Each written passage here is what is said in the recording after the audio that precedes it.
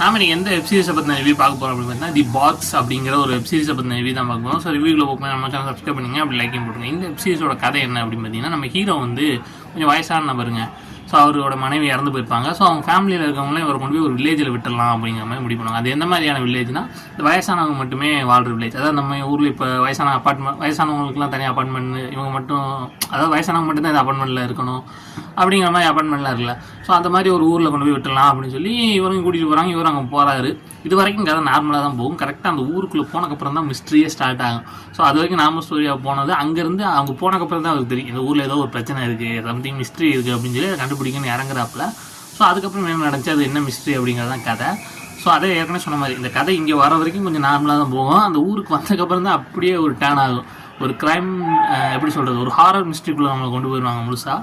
So ஒரு தரமான வெப்சீரிஸுங்க, எனக்கு பிடிச்சிருந்துச்சி. சஸ்பென்ஸை நான் உடைக்க விரும்பல. இதுக்கு எவ்வளோ ரேட்டிங் கொடுக்காமனா 5க்கு வந்து ஒரு 3.5 கொடுக்கலாம்.